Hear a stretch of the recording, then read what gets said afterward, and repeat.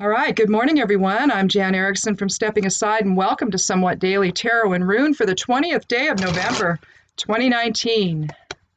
Well, 11 is illumination. It's the master number for illumination. And so we're in a month of awareness and awakening and learning things and all of that. And today we have to make a decision. Mr. Sondland sure did, because he's singing like a canary. It's like, ooh, we don't know this guy. Anyway, they're at a break, so we're going to do this real quick and see where we are today. Thank you so much for coming by. If this is your first time here, click subscribe. I'd love you to do that. And we'll see if we can try to keep this reading about our personal lives today and not what's going on out there in D.C. But I don't know. Yesterday, it wasn't possible, so I don't know. I'm hoping that no one was having that kind of a day in their personal life yesterday. But if so, I'm so sorry.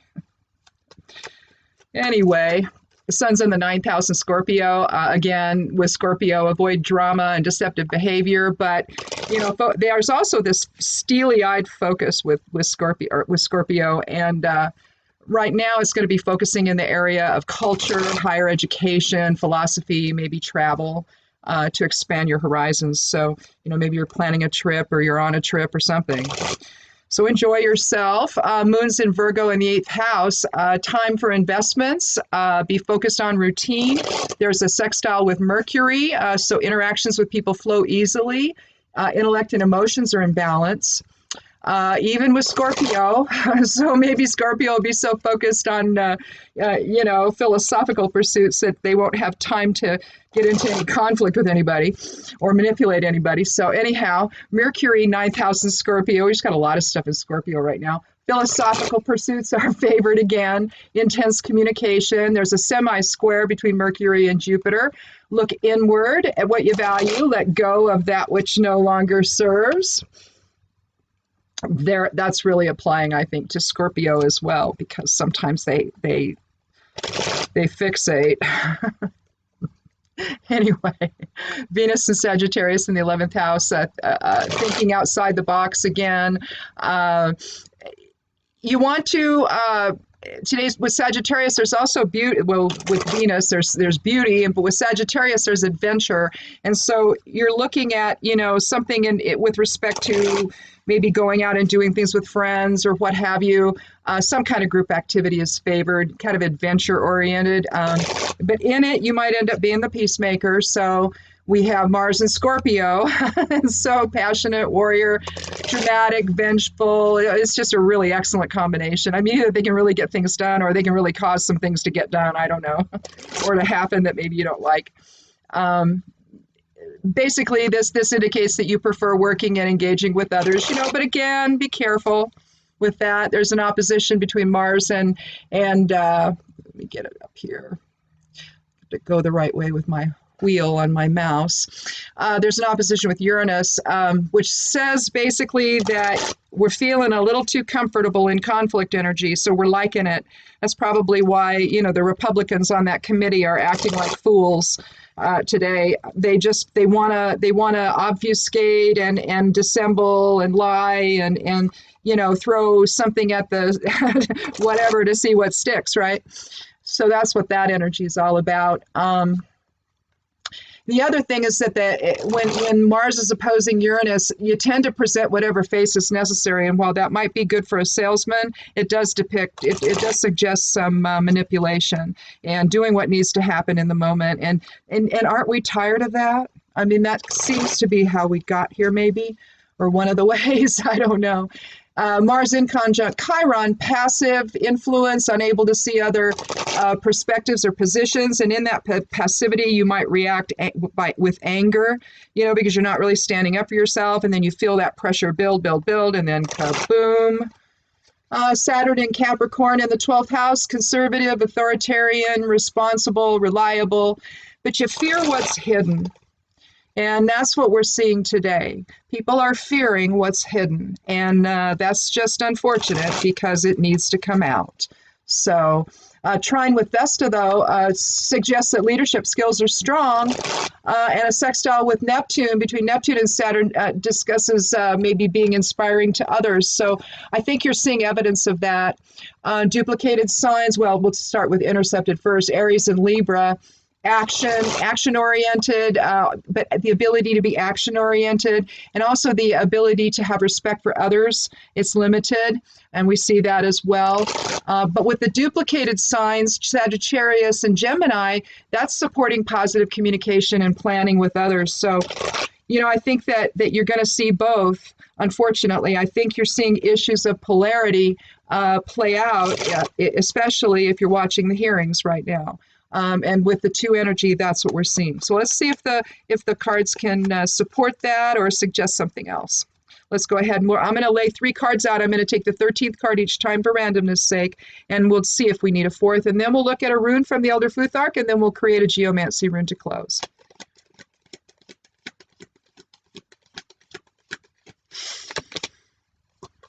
Well, card 20, Judgment.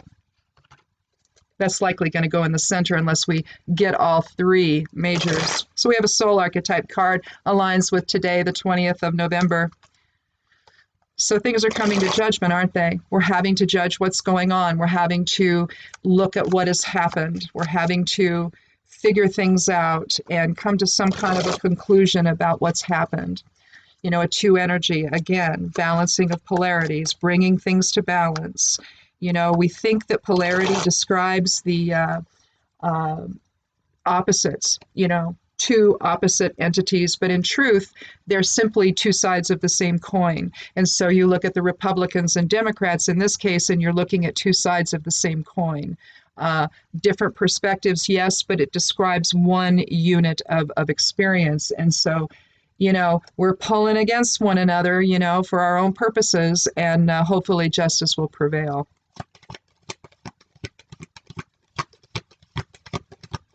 Mostly, they just need to say what happened. Well, we might be able to have a run on these cards then, I guess, today. Soul is tapping us on the shoulder. What will we manifest? Card 1, the Magician. So we have a 3 energy at this point. So we're looking at energy that's catalytic, mind, body, spirit, and balance, alignment, triple aspects, the triangle.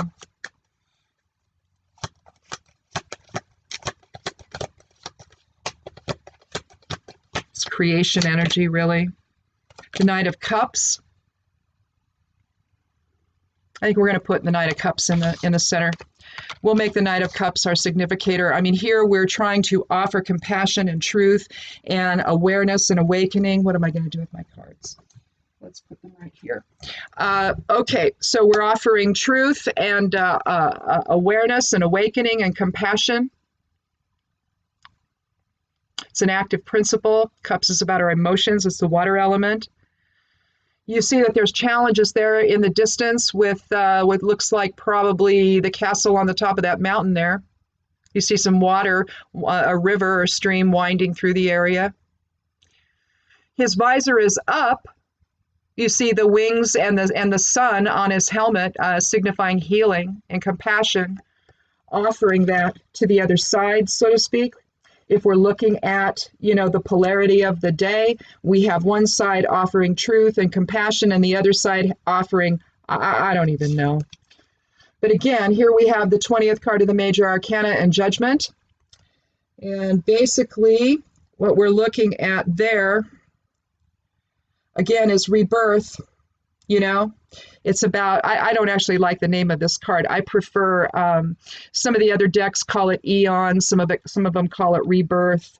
But the bottom line is that's the meaning of the word anyway, or of the card anyway. And so I think a lot of the alternative decks just decided, we don't like that. It feels too negative. And so, we're not really being judged. We really aren't. When you're in spirit, when you're in the non-physical aspect of self, you're not judging anything. You're just experiencing and merging and doing all of that, right? But this is about seeing the bigger picture. It's about asking us, to take a look at what was, You see them rising up out of their coffins, all of them, greeting the horn of Gabriel.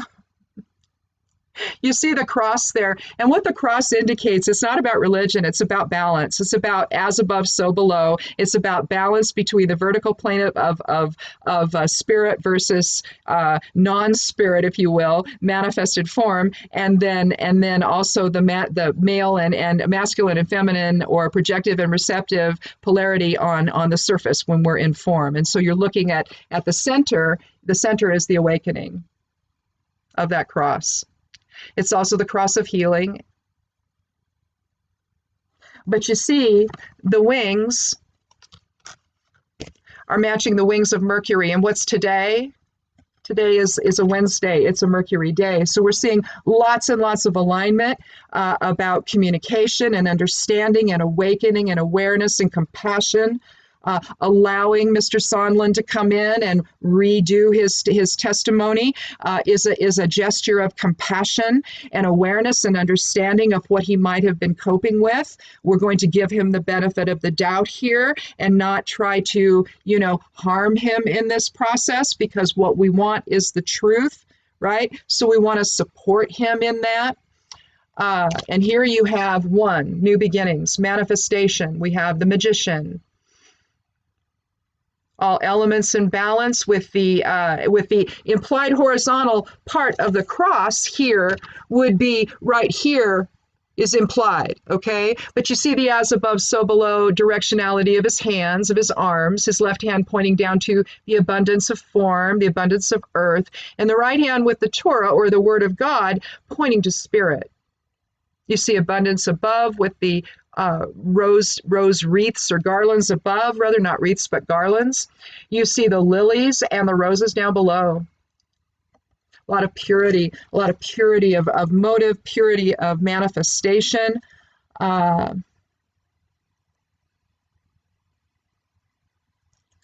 don't know. I don't think we need a fourth card. Do you? And again, we're still at a 3 energy. If you add that to the 2 energy of today, you got 5, and that's change and fulfillment. We're doing really well on time. I want to make it short enough that if people need to watch it in the middle of a break, if they're watching the hearings, they want to wait. It just won't be that long today. I'm not going to gab or rant or whatever. Oh, we have Degas, a new day. As one door closes, another one opens. And I think that that's what we have. It's inherent in this one is a 2 energy, I think, and that's the other part, you can look at it in terms of like this is here. And I love this interpretation, and it is not mine. And I again, one of these days, I'm going to just go and spend a day and look through all of my Rune books and look and see who said what and start noting it on my notes, because I think it's really important to credit whoever came up with this. Like what is it, urus and drizzle. That's just amazing. I love that. But this one is when energy reaches its saturation point, it becomes its opposite. And that's where I think we are. We've reached the saturation point of deception, and now we're going to awaken into truth. And that's what the real meaning of Degas. So there you have Degas. All right. And so you're going to look at, it's going to be comprised, it's basically a bind rune. It's going to be comprised of Gebo, the 7th rune of the Elder Futhark. Now, Degas is the 23rd rune, so you're talking a 5 energy and change. But you see Gebo in the center, and that's balanced energy exchange with others. Now, you're looking at Isa on both ends. Again, the 11th rune of the Elder Futhark, a Norn rune, and that's the rune of the present moment. It's bringing things to stillness so that the transition can, in fact, take place. And there you see that there. But what you also see is Kenaz in all directions. The light of spirit in all directions. We could theoretically put Degas as our significator, couldn't we? Because that's really what we're doing. We're basically bringing ourselves into a place of awakening and alignment. with whatever choice that we're going to make here, to listen and be very serious about it, be very detached from in fact, you have to be so serious that you are detached from whatever choice you're ultimately going to make. You simply need to listen with dispassion and not bring any preconceived notions into play here. We're hearing new things here today. Things we pretty well figured, but he's admitting to them now. So that's big, and he's from Portland, originally Seattle, I guess. But he's from Portland. He actually owns my favorite hotel in the world, and the Heathman, and I'm really not happy about that. I'm really not, because that's just the coolest hotel ever. It's down the street from what used to be called the Paramount Theater. And we go to concerts and whatnot there. I've seen all kinds of people there. Saw Seals and Crofts there. I saw, oh gosh, was it, I can't think of the name. I can't think of the name, but I went with a bunch of friends. It was a lot of fun. Anyway, that was in high school, I think, or after I graduated or something. But in any event, they renamed it the Arlene Schnitzer, and no offense to Arlene, I can't call it that. So it's like it's my block, right? In downtown Portland, you've got the Heathman and then something else, I think, and then you got Paramount. Or maybe the whole thing is the Heathman plus the restaurant and then the Paramount. I don't know. But anyway, he owns that. And he's fallen on his sword. Now we have for the geomancy rune, we have lesser fortune or fortuna minor. So, we're getting there, but we're not there yet. But it's baby steps. Fortuna major, if you turn it upside down, well, here's fortuna minor. If you turn it upside down, you have fortuna major.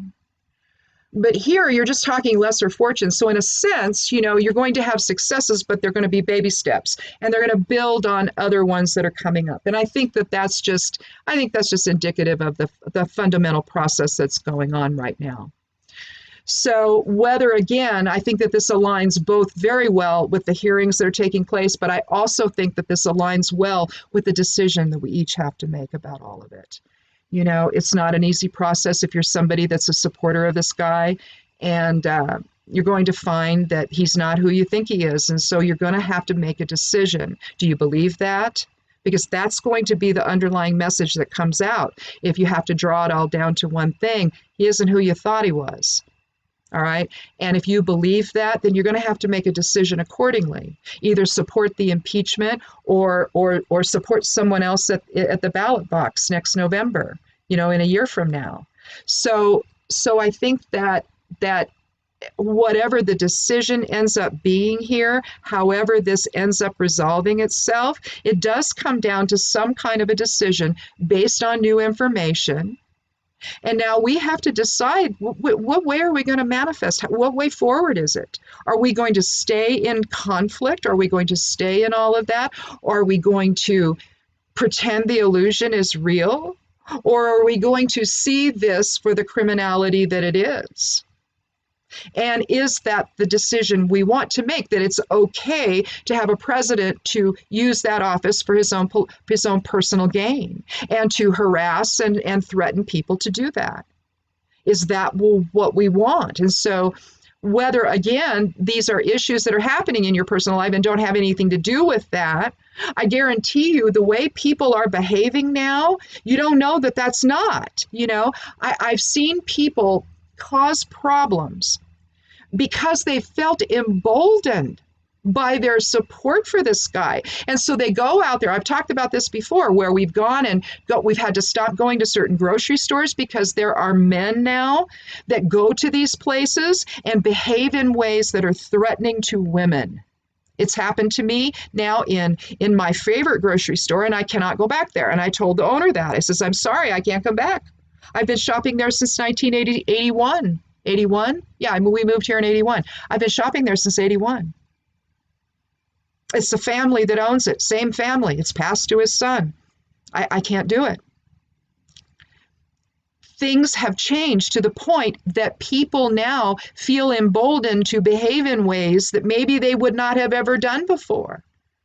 And conflict and vitriol And all and animosity and hate has become the underlying basis for transaction, I guess. So we have a lot to think about. And I think that with two, cards from the major arcana here today, such powerful ones, judgment being the 20th card, you've got a two energy here. It's one of the, it's duality, it's polarity, it's understanding the greater aspect of that we are not separate within that construct. Male and female, masculine and feminine gender or polarity or what have you is not separate. Just because I'm a woman doesn't mean I don't have masculine energy within. Just because my husband is a man doesn't mean he doesn't have feminine energy within. We are all a composite of all of it. And so that's what I mean. You have to make a decision now, but it really isn't either or. It's about fulfilling the message of the whole. And what do you want that to be? So, in any event, that's it for today. I will see you again tomorrow. It's not easy getting up at 5:45 in the morning, but I'm doing it. I'm making the valiant effort. And so I guess we have another one like that tomorrow. We have to it's going to be a 9 a.m. on the East Coast. So that's 6 a.m. here. So I don't know what else to do. But in any event, I will valiantly watch it again. And I'm going to watch this afternoon's testimony as well. And I don't know, I'm going to, allow myself to make a choice and decide what I think about all of this. And move on from there. So, and I hope that all the rest of you do as well. So I know this isn't easy, and irrespective of what side you come down on it, it's not. Because the rest of us, although we may believe all of this and we may support impeachment, it was because we knew who he was before he was elected. And we've been terrified ever since. And so it's just a situation where, if we're right, then it sort of justifies the whole action, right? So, and I think we are. So I think that, but at the same time, it's not easy because we see the damage that's being done and we worry. So worry on both sides, right? Irrespective of which way you come down on this. So, I'm sorry this is happening, but we have a chance now to let the energy reach its saturation point and become its opposite. So we have a chance for the conflict to end here, and that's really what needs to happen, and so that we do go forward in shared purpose together. So in any event, I'll see you tomorrow again. Click subscribe. I'd love you to do that, and be good to yourself, be good to one another, and blessed be.